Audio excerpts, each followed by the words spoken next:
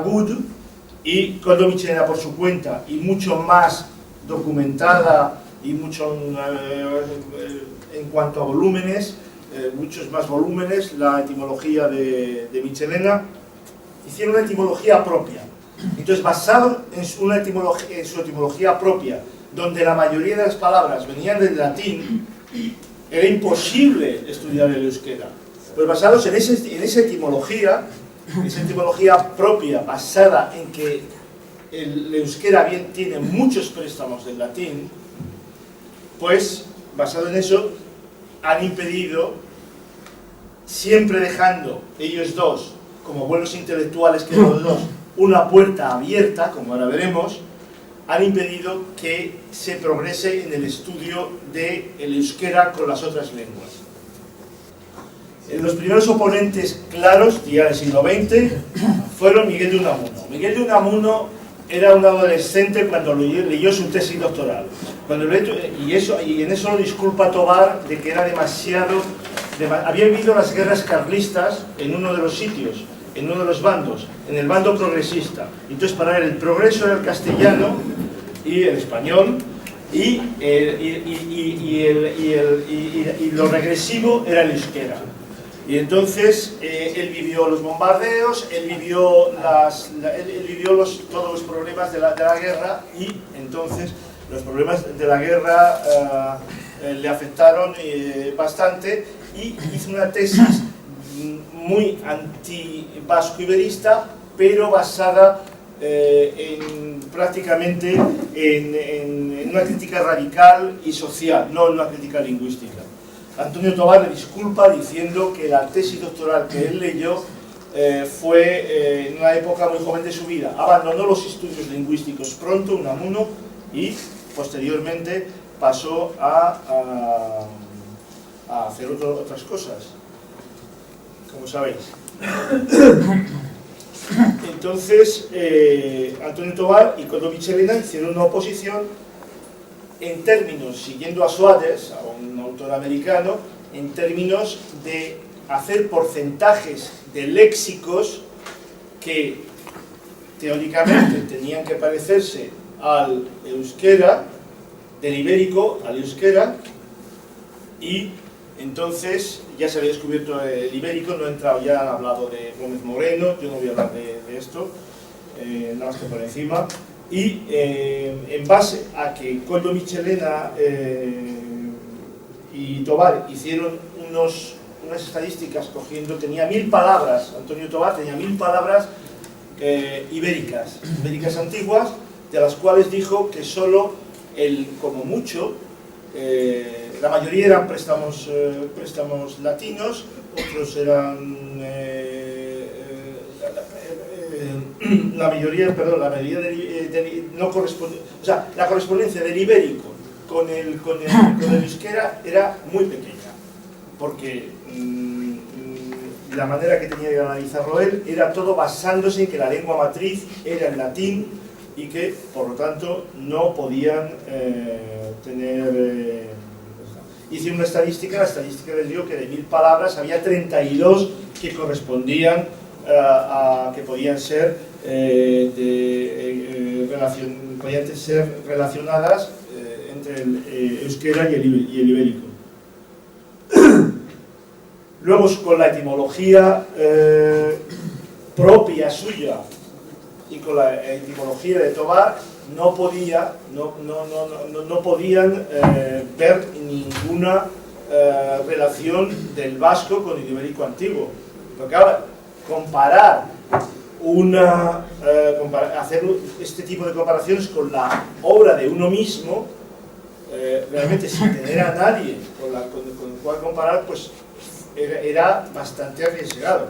En cualquier caso, impusieron, por las circunstancias culturales del país, probablemente, fueron capaces de imponer un dogma que realmente, si se analiza muy por encima, es muy débil, puesto que está basado en teorías propias suyas, y muy poco en teorías externas. Entonces, la mayoría de los autores y académicos de ahora, de los siglos XX y XXI, son anti-vascumeristas. Aquí solo es para decir que todos estos signos que hay en la Edad de Piedra, en todo el mundo tenían los mismos signos.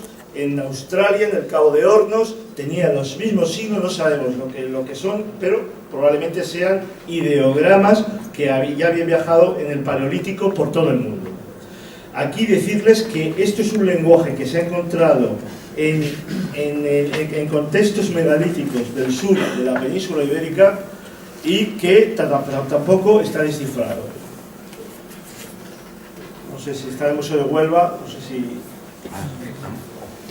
Bueno, entonces, nosotros, y voy a decir muy por encima, emprendimos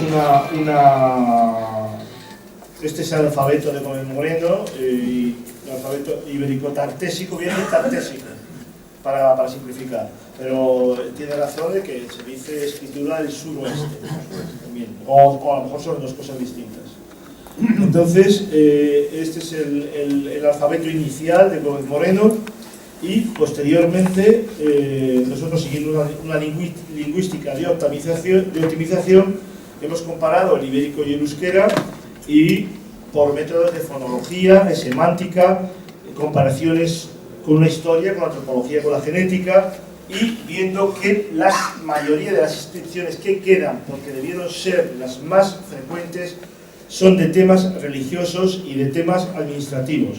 Es decir, la religión de la madre, Ama, que era la religión de Gimbutas, que era el método de Europa, y la religión de la puerta, de Ata, de la puerta del paso de un sitio a otro.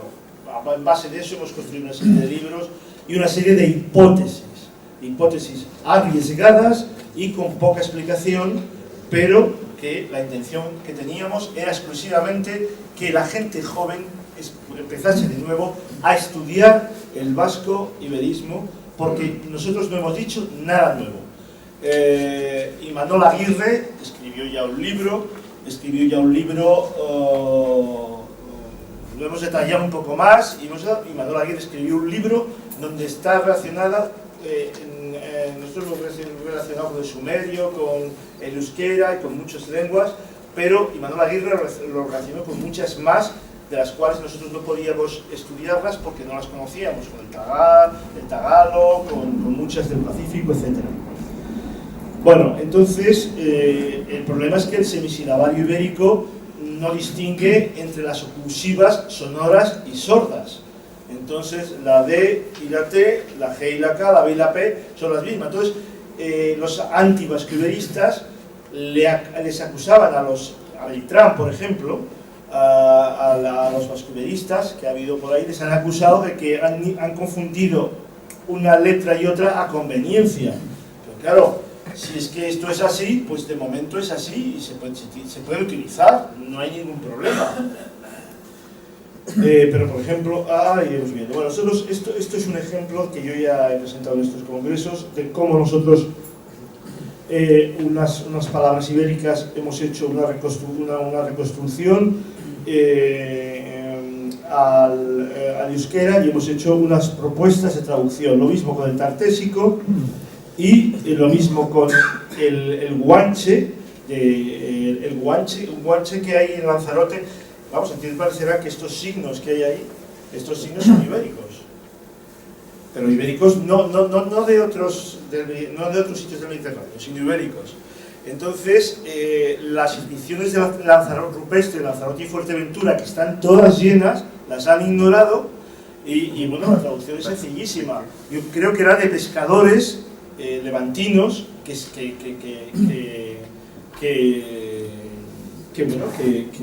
visitaban por la pesca del atún, porque los atunes se aparean entre Baleares y Valencia, y paren entre Fuerteventura y Lanzarote y la costa africana. Por lo tanto, la época de pesca es aquella, porque si no extinguiría la especie. Entonces, yo más pienso eso, pero puede ser cualquier otra teoría. Pues es la más factible y la más sencilla, pero que ellos lo hayan hecho de otra manera, o que hayan poblado, haya habido alguna población más estable. Desde luego, Fuerteventura está llena de inscripciones rupestres como estas. También se han encontrado inscripciones rupestres entre Latín, en el norte de Cáceres, como la que ven ustedes ahora, y pone Ibarra entre medias, aunque lo vean mal. Esta inscripción es conocida, es la de Andelos, y hay una inscripción muy parecida de época romana en Camino Real, en Teruel. Y bueno, hay una propuesta de traducción. La misma sardana es bailada aurrescu. Esto es el aurrescu, no el aurrescu que se baila ahora levantando los pies, las manos arriba, que ponen sartu ana, o sea, la hermandad, los hermanos juntados. Bailaban los hermanos juntados, bailaban en corro y de pronto ponían las manos arriba. Entonces ese es el aurrescu que aquí todavía se sigue bailando, y el otro día que estuve viendo el museo de Guernica, ahí hay un aurrescu del corro levantando las manos, y ese es el aurrescu, no el que ahora en el resto del estado se cree que es aurrescu, que es el danzari levantando las piernas. Esto es la Colegiata de San Pedro en Teberga, Asturias. Aquí hay ibérico, aquí hay piedras ibéricas que el sacerdote ha puesto a la entrada del jardín y que las ha encontrado cerca, en Asturias. Entonces hay un problema aquí. Hay una letra ahí que ven ustedes, que es un signo igual cruzado aquí, que está artésica, ¿no? Sí. Vale, pues está en... Por eso decía que lo que tú decías, que el problema es que es una fotografía de un segundo, como si hubiera alguien hecho una fotografía, es lo que se hizo, porque hay inscripciones artísticas en todas partes. Y luego hay una que es la que me interesaba saber, que me interesaba nombrar, que ya la nombraba antes, pero bueno, que es como esta de abajo, más o menos, pero con cuernos. Pues esta con cuernos está por toda la península, por todos los sitios. La Q. ¿Sí? Sílaba Q. Seguro. Vale. También hay B, la describieron pero como... la B es así. La es decir, ya. la B es como la B así. Sí. La B ibérica normal. No. La B de Domingo Fletcher, o sea, Domingo Fletcher a esta letra le ponía B como le ponía Gómez Moreno. Y yo pienso que ahora las variaciones que se han hecho posteriormente son mucho más artificiales, a lo mejor es con más innovación que las iniciales, pero bueno, yo estoy de momento con lo que dijo Fletcher, que dice que es una R ahora, ¿vale? Pues bueno, será una R, concuerda mejor con una serie de cosas, pero Gómez Moreno y Domingo Fletcher desde luego decían que era B-E. Entonces el silabario, aquí venimos al silabario de Espansa, ni están todas las que son, ni son todas las que están. Entonces estamos en el problema ese, que eso da igual, porque esto es una evolución de algo que se hablaba y a la vez alguien sabía escribir, algunos sabían escribir, y variaba en el espacio y en el tiempo. Entonces, pues está estratificado todo en el espacio y el tiempo. Todo lo que encontramos no lo podemos... Y yo no soy partidario, hasta que no haya mucho más material, de dividir mucho las cosas, porque claro, en el espacio y en el tiempo ha tenido que variar la evolución del idioma. Entonces, pues esto es lo que pasa. Bueno, vale. Aquí esto se ha encontrado en Iruña Velella, la letra con los dos cuernecitos. Aquí está en Iruña Velella encontrada. Esto está publicado en la revista internacional, lo hemos publicado nosotros. Aquí, esto es otro de Iruña Velella, otro signo ibérico en Iruña Velella, también está publicado. Esto está en la Plaza del Castillo, en la Plaza del Castillo de Pamplona. Otro, sí. Esto vemos aquí que los distintos idiomas que se llama calle, calea. ¿Cómo se llama? En ibérico, en etrusco, en bereber, en púnico-cartaginés, en hitita, en sumerio, en hebraico y elamita. Propusimos que había una serie de lenguas comediterráneas, esto es irrelevante porque ya estaba propuesto antes, aunque con otro nombre. El euskera tiene relación con las lenguas caucásicas, los hicieron los lingüistas, esto lo propusieron los lingüistas de Stanford, que están aquí puestas, navajo, apache, norteamericanas, mandarín, etc. Entonces, probablemente hay una hipótesis sahariana, que Edo ha trabajado mucho en ella, que ahí había mucha gente, se ve por las fotos de satélite de radar, se ve que esto estaba muy poblado, estaba lleno de, vamos, muy poblado no se sabe, pero estaba lleno de agua, y entonces se secó relativamente rápidamente y la gente tuvo que ir para arriba y para abajo. Y también nos van a hablar de las lenguas de los dogones y pues también concuerda con la teoría de que las lenguas del Sáhara, pues los que fueron para arriba siguieron hablándolas en parte y los que fueron para abajo también. Entonces, ¿qué tenemos para...? Vamos con los apellidos y los topónimos, no vamos con adivinanzas de por dónde se corta la palabra. Eso es una cosa que queda. Entonces, el origen de los apellidos son los sobrenombres, no los nombres. Y el nombre, por ejemplo, de Felipe, de mi padre, el sobrenombre era los sogueros, en el pueblo que era porque hacían sogas y cestas. Entonces sería, al fabricar sogas, sería el nombre actual, sería Felipe Soguero. ¿De acuerdo? Entonces todo el mundo está de acuerdo que los sobrenombres permanecen en el tiempo. En el tiempo igual que los topónimos. Entonces, vamos a ver un momento el censo estatal del marzo de 1991, hace ya mucho, que tenían los votantes en el Estado español de mayores de 16 años. Y también el nomenclator de apellidos vascos. Pues, que tuvieran nacidos y viviendo en Euskal Herria con apellido vasco, 1.717.000. Nacidos y viviendo en otra parte del Estado, 212.000. Generalmente gente que había emigrado, pero emigrado para puestos mejores, a Iberia. Los que se fueron para otro sitio era para otra cosa. En el Estado español estaba el 10% de las personas con un apellido vasco, era el 10,7% en todo el Estado español. En total, 3,3 millones de personas. Las de personas con dos apellidos vascos, en el Estado español había 253.633. Nadie se cree que el Estado español entero, desde Andalucía hasta el País Vasco, haya sido colonizado por los vascos. O sea, esos apellidos tienen que venir del lenguaje que se hablaba antes en Iberia, que era el vasco, que era el ibérico, y que ahora es el vasco. Entonces, las tres provincias vascas, bueno, esto es, tiene interés desde el punto de vista vasco, pero vamos, como hay que concluir, en el Estado español hay 4,3 veces más número de personas que en Euskal Herria con uno o más apellidos vascos. Esto no lo podemos explicar si no contamos con el vasco-iberismo.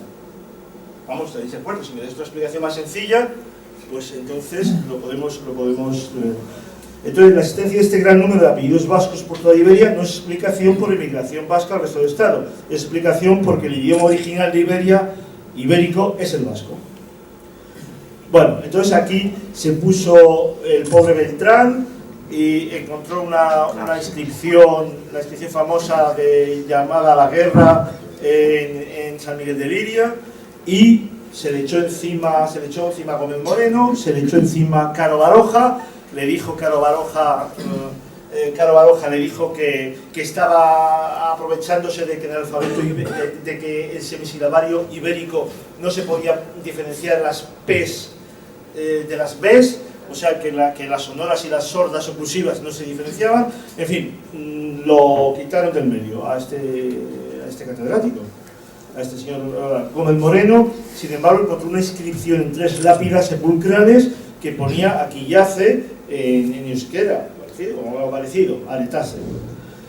Tobar analizó 1000 términos ibéricos y solo admite que 21 son euskéricos, aunque admite que encuentra palabras que acaban en tar, otras que acaban en en, pero que eso es por casualidad. Conclusión: coincidencias o préstamos de ibérico o euskera o viceversa. La etimología es el latín y el romano principalmente. Michelena contra Tobar. Michelena dice en un momento dado, se harta de que Tobar diga lo de los 1000 términos y dice, hombre, algunos más términos de los que has analizado son euskéricos. Y entonces dice que los términos atin, argi, bels, biots, bilur, biscar, ilum, lagun, nava, les tenía que haber dado, aunque estuvieran dentro de... tenía que haber dado algún valor euskérico, que no le dio. Antonio Tobar acabó diciendo, no se debe negar la relación entre el protovasco antiguo y el ibérico de las inscripciones desde Enserune, o sea, desde Montpellier, hasta Andalucía. Koldo Michelena acabó diciendo, no se descartan las relaciones entre la lengua ibérica y el euskera, en algunos casos son indiscutibles. Tobar y Michelena nunca negaron el vasco-iberismo rotundamente, dejaron el tema abierto para futuras generaciones. Aquí vemos que se parecen los nombres de animales, por ejemplo, si vemos... Antonio, tenemos sí, que terminar sí, porque nos comemos vale. la mesa redonda. No, sí, por ejemplo, o sea, se parece más la lengua madre al euskera que al latín. Y bueno, aquí ya no vamos a entrar en esto, vamos a entrar en que aquí se ha puesto un tema inquisitorial. Aquí hay un señor condenado a ser quemado en el Museo de la Inquisición del Puente de Triana de Sevilla, y aquí pone la causa escrita a mano, que no lo leéis bien, pero que dice que por mover la lengua de otro modo, es decir, por decir alguna inconveniencia, se tienen que ir de España. Como he dicho antes, aquí se han tenido que ir de España los judíos, que eran tan españoles, los sefardíes, se han tenido que ir de España los moriscos 300 años después, se han tenido que ir de la península en las guerras carlistas, un buen número de gente, se tuvo que ir los afrancesados, que querían los derechos de los trabajadores y todo eso, se tuvieron que ir también, como Goya que murió en Burdeos, se tuvo que ir, y ahora se están yendo en un exilio actual bastante importante. Y gracias y perdona lo que me ha pasado.